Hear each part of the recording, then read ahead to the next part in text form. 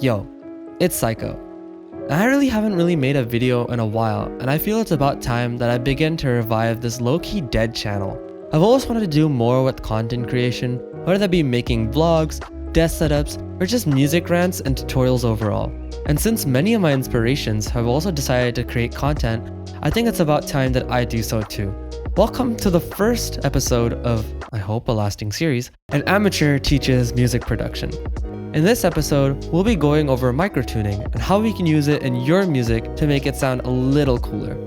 Microtuning is something that a lot of artists recently, especially in the color-based scene, have begun to implement in their music. Some of these artists include Ximm, Skybreak, Sam Gillatry, and also me. Let's begin with the fundamentals. What is microtuning? Let's imagine a piano for a second. On a piano, there are 12 keys per octave.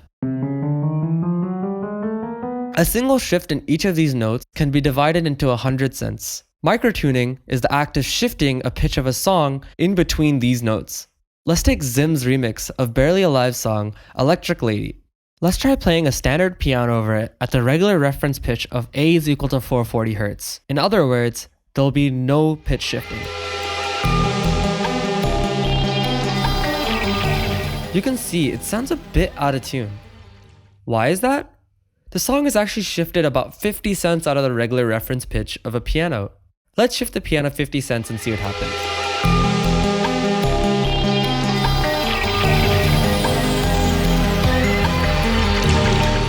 That sounds much better.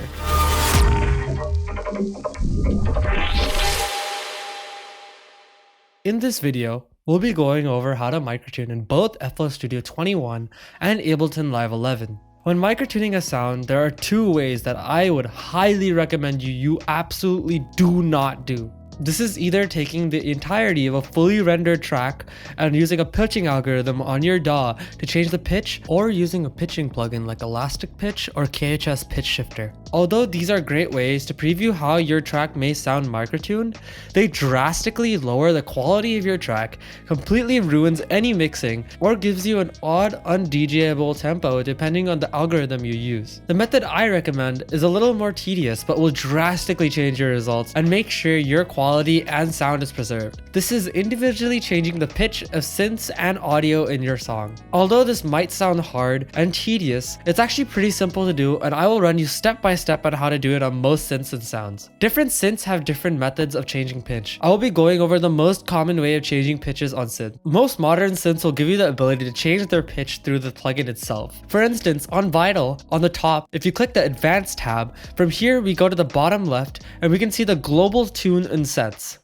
Other synths may use a reference pitch in Hertz instead of using a cents value. Fortunately, there are online cents to Hertz converters, and vice versa, like this one I'll link in the description. Simply scroll down to the cents to Hertz converter and type in exactly how many cents you would like to detune. From there, copy the value and go back to your synth and change that value. A little side note for Ximm. Let's open up a Ximm instance and go to the global tab. Over on the top right, we have a reference pitch changer. The weird thing about Ximm is that you cannot go further than 430 Hz down and 450 Hz up. If you'd like to go higher than those values, you would have to use something called a tuning file. I will link a couple of these tuning files in the description. Alternatively, you may also create your own by going to this website by Yuhi, also in the description, called Tuning Table Generator. Just go to the Easy Designer, and from there just use the cents to Hertz converter website from earlier to get your reference pitch. Then click Compute. From there, scroll down to Result and click the arrow inside the circle to download it. Going back to Ximm, just click on the None text next to the tuning file text and select your tuning file. To make it easier the next time you open Ximm to create a new sound, you may also create a template file in Ximm. A link to mine are in the description as well. To remove a tuning file, simply hold Ctrl or Command if you're on Mac and left click. Moving on to audio clips. For audio samples, just change the pitch using your DAW's pitching algorithm. On FL Studio, open any audio clip and go to the time stretch tab. The algorithm is sort of up to you as long as it's not resample or elastic mono. I personally prefer using stretch. Next, right-click the pitch knob and click type in value. From here, you can just type in the number of cents you would like to shift the sound up or down. On Ableton, open the sound you would like to shift and click on warp. Again, the algorithm is sort of up to you as long as it's not retune. I personally prefer using complex. From there, click on the pitch knob and type in the number of cents value in semitones. For example, a semitone is 100 cents, so if you'd like to shift the sound 50 cents up, you would have to use 0.5. The last way you can microtune your sound, and possibly the most universal method, is by using the pitch knob function in your DAW and manually changing the pitch until you hear the correct tone. For this demonstration, I'll be using Isotope Iris, a synth that doesn't really have an easy way to change the entire pitch of the synth. On Ableton, you can change the pitch inside MIDI clips by shifting the pitch bend of the synth to your desired amount. First, create a MIDI clip on Ableton by dragging on the playlist and pressing Ctrl or Command if you're on Mac, plus Shift and M. Then on the left side, click on the Envelope tab. In the Envelope tab, you will see two things: the name of the synth or effect, in this case Iris, and on the right, the parameter you would like to change. To make this change universal in any synth, click on the first drop down where you see the synth's name listed and change it to MIDI control.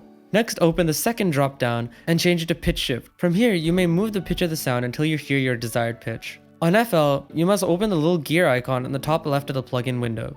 After opening this, you will see the pitch bend knob. Turn up or down the pitch bend knob until you reach your desired pitch.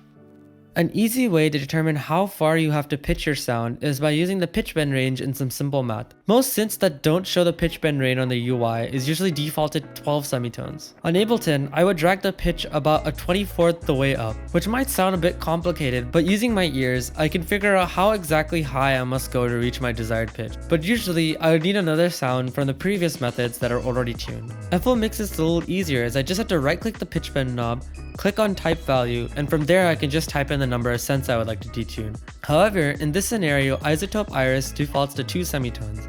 On Ableton, the premise is pretty much the exact same, but instead of going a 24th the way up, I just have to go a 4th of the way, as 2 divided by 1/2 is equal to 4. On FL, you would have to change the pitch bend range first. You can figure out the pitch bend range exactly by using a simple expression: 12 divided by the default range, in this case 2, divided by the fraction of change in cents over 100 cents. In this case, that would be 50 cents over 100 cents. This gives us the pitch bend range of 3 semitones. Now all you have to do is drag the pitch bend all the way up or down. Voila!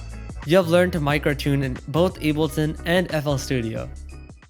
Thank you so much for watching, and I hope you learned something from watching this video. This video took quite a long time to produce, so I would really appreciate you guys liking the video and subscribing if you are interested in even more content. Additionally, I'm going to attempt to be more active on this channel, and honestly, I need your help to give me video ideas. So please, if you have anything you would like to see, put a comment down in the description, or you can DM me on Discord. Another note is that I've remade my Discord server with a completely new link, so if you're interested in joining, the link is in the description. Finally, I'm looking into making a Patreon in the near future, so let me know if you would like to be part of that as well. With that being said, again, thank you so much for watching this video, and I'll see you in the next one.